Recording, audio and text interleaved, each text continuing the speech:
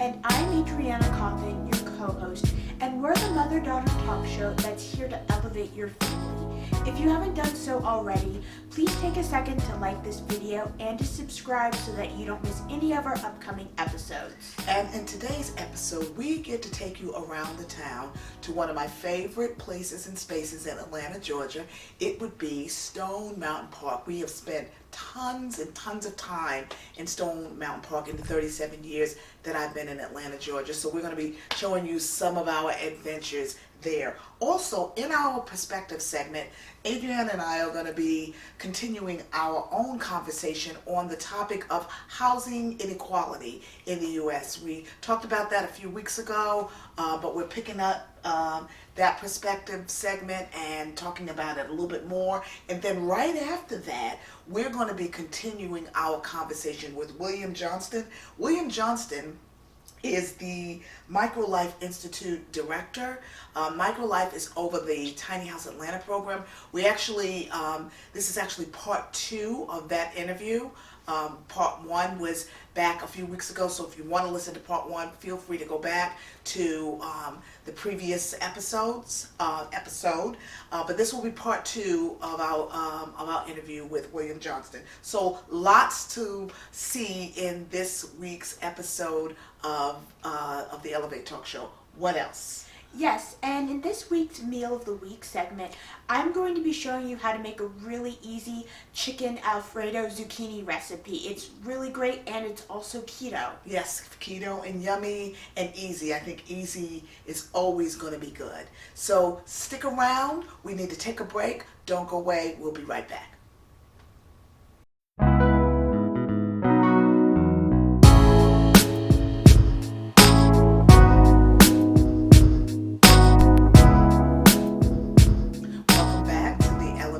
Show. This is our perspective segment, and in this segment the question of the day is housing inequality a problem in the U.S.? We talked about this a few weeks ago, and we're basically picking up that discussion from where we left off. Now we have determined that it is a problem. One of the things that someone said to me recently when I put this out on Facebook, on our Elevate Talk Show Facebook page, people were weighing in on this, and one person said that she thought it was, she hated the fact that she has seen, predominantly African American neighborhoods being basically gentrified, and these and people kind of displaced, minorities are being displaced because whites, who have more money are coming in, and investors are buying up these places. White people are coming in with higher incomes and and being in, basically buying up places that were predominantly, that predominantly house minorities. But I dare say this, and I told her this, and I share this with my audience, with you and my audience too, that housing inequality is so much bigger than that. It's so much bigger than just gentrification and all that goes with that. I know of a lot of young people who went to school. By school I meant went to college, got the degrees. Some of them have master's degrees, and who graduated, got the jobs, only to find out that they still are having a difficult time getting a house because the housing prices are so high.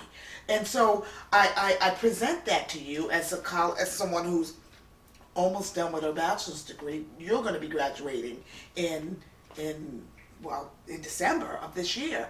What do you think about that? I mean, it's not just about, blacks being displaced. It's so much bigger than that. Housing inequality and the problems of housing inequity is so much broader than that. What would you say? Well, part of the reason why there's so much housing inequality in America is, first of all, there's not enough regulation there's really no regulation in the housing industry. That in other countries, there are caps on how much rent can be. There are caps on how much you can sell a home for.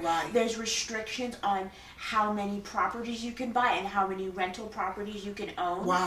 So you don't have all these investors driving up the market. Which is what's happening. And so, Because, and you know, we talked about this off camera, but I think it's definitely worth mentioning to our audience. You brought up a point that also the expectations in some of these other countries as far as housing is concerned is very different than the expectations that we have here as Americans. Like I said earlier, you know, the expectation is that you go to college, you graduate, you get the good job, and then you basically move out and you're independent of your parents, and that means owning, you know, your own home, and you know, living happily ever thereafter. The expectations in other countries are where a lot of times multiple generations live together. Isn't that what you were saying? Yeah, and in a lot of countries, you know, multiple generations live together, and if you have, you know, several working adults that are all contributing to the cost of the house, it's a lot easy to afford housing, even if it is expensive. Exactly. So it's a very different,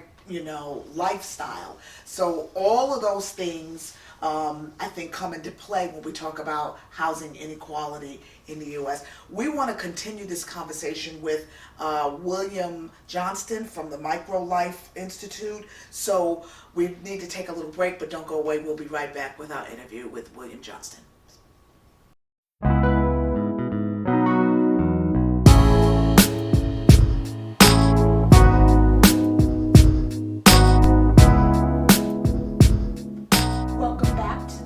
Talk show, and today we're going to be continuing our conversation on housing inequality with William Johnston. William Johnston is the director of the MicroLife Institute. The MicroLife Institute oversees the Tiny House Atlanta program here in Atlanta, Georgia. We had part one of the interview a few weeks ago. This is actually part two. He weighed in on housing inequality and just the politics behind it, and it was very heavy. It was good, but you know, it was sobering when you began to understand just the capital and how capitalism and how just plays a huge role. Not that capitalism in and of itself is evil. We know it isn't, but there's a lot of politics in when it comes to housing. And so he talked a lot about that and how that affects us as Americans. So please turn your attention to our interview with William Johnston. How does someone who's interested in micro living, tiny house living, whatever we call it, how do they get started on that process? Where do they go? Where are the resources? Tell us. So obviously we're one of the first and foremost just talking about it. So we do have a quite robust resources page from accessory dwelling units to micro living to tiny houses. Yes. Also, if you want to go the tiny house on wheel route, I would recommend the Tiny House Industry Association. Okay. They have an amazing website. It's a national organization. Okay. I think some of the first things too is just think about who you are in that space. Yes. If you live in, like, let's take your house, for example, 1,600 square feet. If you and your husband said, you know what, we want to live in 800 square feet. Yes. There are ways, and there's a great gentleman, his name's Joshua Becker. He writes to this minimalism and downsizing and like downsize your way to happiness stuff. Right. But you could challenge yourself for like a weekend. Yes. Take the blue painter's tape, mark off what you say is livable space. Yes. And just say, and then redesign that 800 square feet to live in it. Wow. And just say, oh, so again, there are stuff for you to do at home to see if you could function that way. I love it. There's also another amazing tools of just like how to downsize and declutter your house. Yes. You know, I have a very limited wardrobe. I'm kind of like the Steve Jobs. I've got like 3 t-shirts and one pair of pants, and like I wear the same thing every day. It's just, it just helps. But like, don't get me wrong, I do enjoy style every now and then. But I think I'm also I'm not the clothes horse of just like, oh, that's cute, I'm gonna buy that. And you're not always ordering from Amazon. Not clothes. Well, no, I'm ordering other things from Amazon, which is very surprising. But like, it's also like, you know, like, it's more food related or kitchen related. But you're not. But I mean, another tool, like, you know, since it was just started 2022, turn all your hangers around one way, and then observe after 3 months which clothes were not used. Obviously, I know there's different seasons in Atlanta, but then that will tell you what clothes you don't touch. Oh my goodness. And also that you could, again, everyone thinks they're like running out of space. Like our storage, the storage empire are billions of dollars. Like we pay to put more crap that we'll never ever see or use. It's crazy. You are amazing. Yes. So again, there are simple, organic, fun ways for you to try downsizing in your own house or in your own space right now. I love it. But then if you're serious about it, we're hoping to announce our next project soon. Yes. We're getting into like financing and what that looks like, and but we're hoping to bring it, and they're going to be hopefully in the 750 to 1,000 square foot range. Okay. So they're not micro like my house, but they are way below the national average. Definitely below. I think also another little caveat: the United States and us as a nation does not understand well-designed space. Right. So. Obviously back in the day, they designed box. Right. But now with open floor concepts and much more efficient, like I use a Mitsubishi mini split to heat and cool my entire house. My energy bill is $45 a month. Oh my goodness. That's amazing. So again, I think that the technology and the mindset is there to design to show that you can have a higher quality of life, still have the same stuff in a smaller space, and you're still reducing your carbon footprint and being better for the environment. Wow. I'm going to have to say, I feel like you are a kindred spirit. Although I'm not in 400 square feet, we do think, my husband and I, he would say the same thing. We agree with you on so much of what you talked about. And I could talk to you for hours because you've all the bells and whistles are going off in my head as you've spoken to so many things. But I just think that's a really good place for people to start, because I had a friend call me up. This is another woman who said, I know you're getting ready to do this tiny house interview. I think I might want a tiny house. I was like, really? Do you really, Cheryl? Do you really, with all the stuff that you like to get? And so, I think we have to, like you said, we have to really realistically look at who we are, what we have, how we live, and then try it, like you said. I think also with your friend just thinking she wants a tiny house, there are ways to still so again, the fun part here's another example of if you lived in 250 square feet, think about 1 in, 1 out. So if you're ready to I want to revamp my whole wardrobe. You have a certain amount and you can afford to do that because you're not paying as much. So again, the idea of the 1 in, 1 out, if I buy a chair, I have to remove one chair, or if I buy a book, I get rid of a book. So again, it's really thinking because you can't, the idea is to not become a storage unit for your home. The idea is to utilize your home for the best quality of life. And if you are a fashionista, you can still be a fashionista. You can just do that 1 in and 1 out. I'm going to buy a new outfit. I'm going to get rid of this one because I feel like it's done. People have seen me in it. And there are ways to still have an exorbitantly great life in a small space. See, again, it really is about revamping and rethinking this process. The mindset, it really is. It is fascinating. And I think as Americans, we are confusing isolation for privacy. Wow. So that's big. We have a huge loneliness epidemic going on, especially in the senior citizen. And obviously pandemic aside, we are on our way. I hate garage facing, garage facing the streets. And no more front porches. You're right. So again, we need to be designing communities to build community instead of just house people, because cul-de-sac and suburban lifestyle is not good for America. We need hamlets. We need city centers. We need our third spaces that we meet and convene and talk. So I guess what's crazy about this is that, yes, we're talking about micro living, but we're talking about so much more. Like, what do you want to see when you walk out your front door? Who do you want to connect with? So there's so much more to this than a small it is. And I mean, because what you just said there about isolation, that speaks to people's mental health.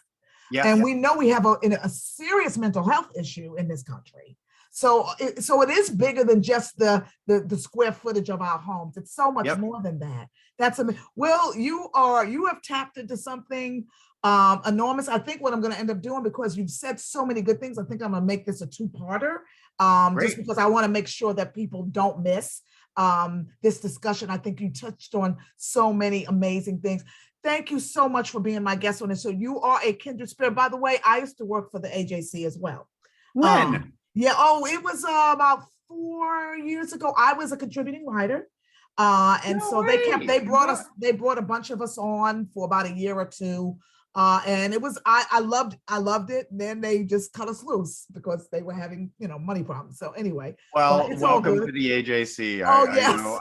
I loved that paper. Yes. But just what I believe in community. Yes. I didn't see that they wanted to be like, just going third party and not having trucks, be a part of the community. And it was very sad to watch this community driven Atlanta paper become a national tabloid type. I know. And I know it was for money decisions. Oh, it was. They're just trying to stay alive, I guess. But it's sad. It again, we need the local connection, and we need, just like we do in our daily lives. Yeah, we and do. The way we are designing with pocket neighborhoods and cottage courts, the parking is off to the side. Yes. And we need that moment. If I see you, I just give a wave. Absolutely. And I see you, you see me, I'm alive, you're alive. It is a human connection. And I don't need to say anything. It's a gesture. We need that daily. I love that. That will preach on any pulpit any day. Well, I mean it. That's amazing. Well, God bless you. Continue to do what you do. Thank you so with much. all the various organizations. My prayer will be that you'll be able to get a seat at the table with the powers that be, so that change can come forward come from some of this, because we need change, like you said. Agreed. And change starts with education. So anyone who's listening, please go to your zoning and planning meeting. Be involved. I know it can get very negative, but we need people in support there to make housing policy change. And I'm going to share this with my husband, who works for the CEO of DeKalb County, and all the powers that be. I will be sharing this with them. I mean, DeKalb County is such an amazing county. It's an amazing place. But I'm ready for us to go on a road diet and really become little hamlets of European style feel, to allow, or even European, but just village style feel, because we are such a diverse community from all over the world. And let's create ways for us to get to know each other. And right now it's like, get in your car, drive out of DeKalb County, go to work, drive back to DeKalb County, go home, don't connect with anyone. What is the algorithm to get us closer to DeKalb County, our job, our life, our work, and our friends? Well, you know what, Will? I feel like this is a spiritual journey as well, because the way we've been talking, it really is. It sounds spiritual. It does. I'll also throw out one more thing. If people want to get more involved in MicroLife, we are always looking for, we're expanding our board. So if people are looking for board being a part of it on another level, as well as we are a 501c3, so we do look for support. A lot of the issues is that education isn't the sexy part. The pilot project and the big flashy stuff, but what really needs is boots on the ground education, and that takes money and time. So if anyone can feel that they can donate to the MicroLife Institute to continue our work, because it does take, I feel like I'm a broken record, but the record needs to be played over and over again. It has to be. And this is a worthy cause. I second to none, a worthy cause. Thank you so much. And we will be talking. You are a fascinating fella, and we'll be talking. Thank you for taking time out your schedule. We'll talk again. Thanks so much. Have a great week. Okay, you too now. Bye-bye. We're going to take a short break, but we'll be back soon.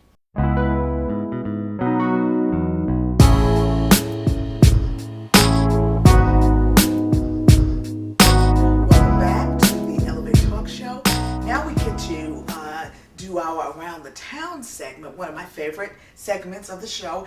And we get to go to one of my favorite places in Atlanta, Stone Mountain Park. We've spent many times there, many days. We've had many events, wonderful, lots and lots of happy memories at Stone Mountain Park. Wouldn't you say so? Yes, we've had lots of memories there. We've hosted youth group events there. We've just spent lots of time there as a family. Yeah, climbing the mountain. Yeah. Going around the mountain, walking, and just making great memories. So please turn your attention to our time at Stone Mountain Park. Stone Mountain Park is a park for all seasons, and our family has made countless memories there.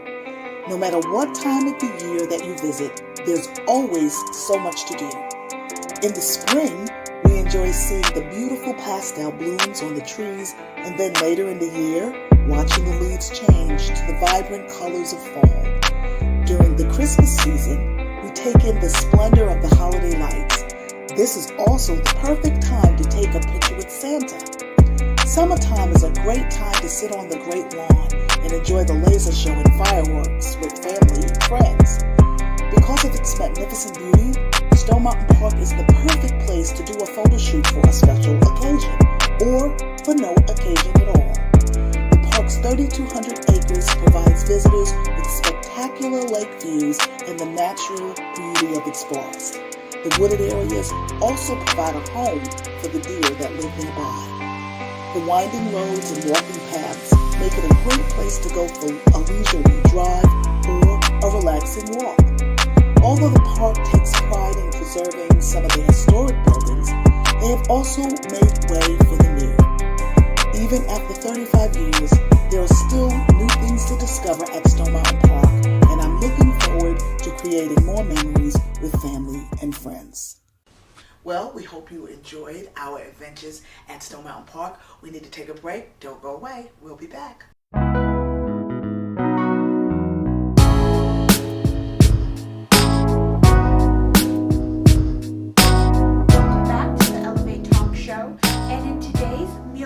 Segment, I'm going to be showing you how to make a really quick, easy chicken zucchini Alfredo recipe. Yes, it is yummy for your tummy.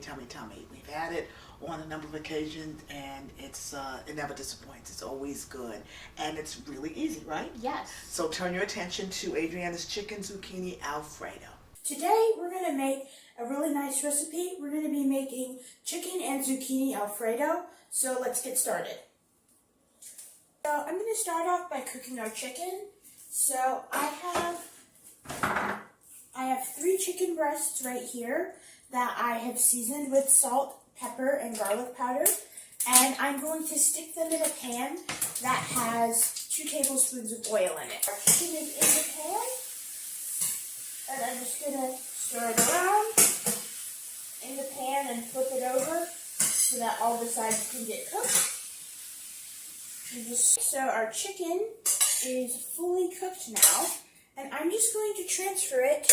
Okay, so now we're going to get started on the Alfredo sauce. So I'm going to start by adding half a cup of melted butter. So this would be equivalent to 1 stick of melted butter to a pot. Then I'm going to add 1 8-ounce package of cream cheese.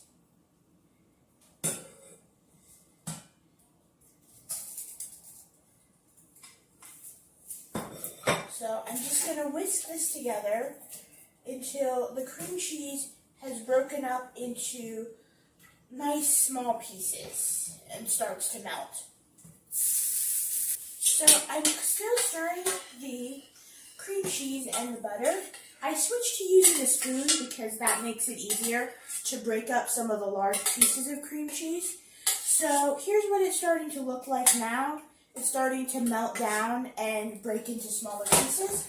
So I'm going to finish stirring this, and then I'll show you. Okay, so the cream cheese is really coming along. It's really started to melt down and break into much smaller pieces. So now we're going to move on to the next step of the Alfredo sauce.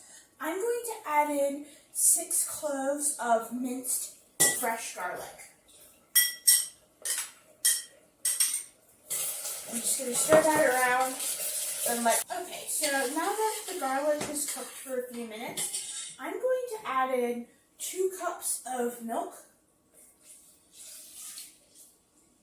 And I'm going to add in a cup of fresh Parmesan cheese, 1 teaspoon of black pepper, a teaspoon of salt, and 1 teaspoon of garlic powder. So I'm just going to stir all of those ingredients together.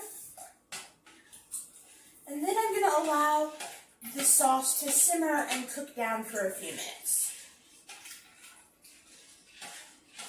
So our Alfredo sauce has been cooking for a few minutes, and it's thickened up quite nicely, as you can see. So I'm just going to set this sauce to the side and cover it up, and then we're going to work on our zucchini, and after that we're going to put everything together. So now we're going to saute the zucchini.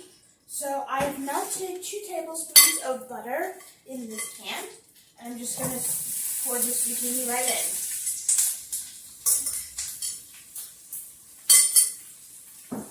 So we're just going to stir it in the butter until it's developed. Okay, so the zucchini has softened and it's really taken on a very nice golden brown color. And now I'm going to just put everything together and it'll all be done. So I'm going to pour in the sauce.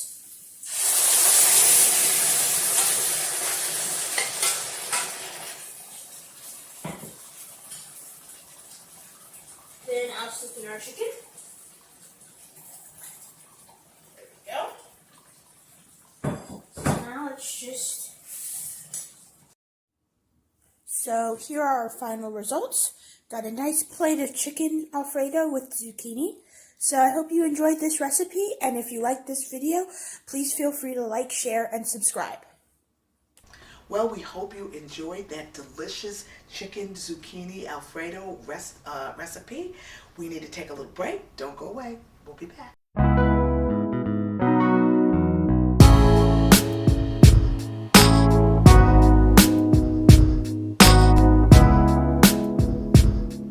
Well, welcome back to the Elevate Talk Show. Our time together is almost up, but not before I remind you that the Elevate Talk Show has a wonderful new bright and shiny refrigerator magnet, and we would love to send you one. All you need to do is go to our Elevate YouTube channel, subscribe to the show, and then in the comment section or send us an email and you can give us your contact information and we will send one of these bright, shiny, new Elevate magnets right out to you. So please go to the channel and subscribe today. What else, Adriana? Yes, so well, first of all, if you haven't done so already, take a second to subscribe to our channel. That really helps it grow. And share this with your family and friends so that they all know how great our show is. Yes. We upload new episodes every week, and we're also on DeKalb 25, DeKalb County Public Access Channel 25 on Sundays at 7 o'clock. Or you can live stream us at DeKalb25.com. Yes, so lots of different ways you can connect with us to see the Elevate Talk Show. Well, we want to thank our audience for joining us again today. We love that the show is growing by leaps and bounds. We have new subscribers each week, so we're so excited about that. And we couldn't do it without y'all. So thank you for tuning in, and we will see you next time on the Elevate Talk Show. Have a great week, everybody. Bye now. Bye. Bye.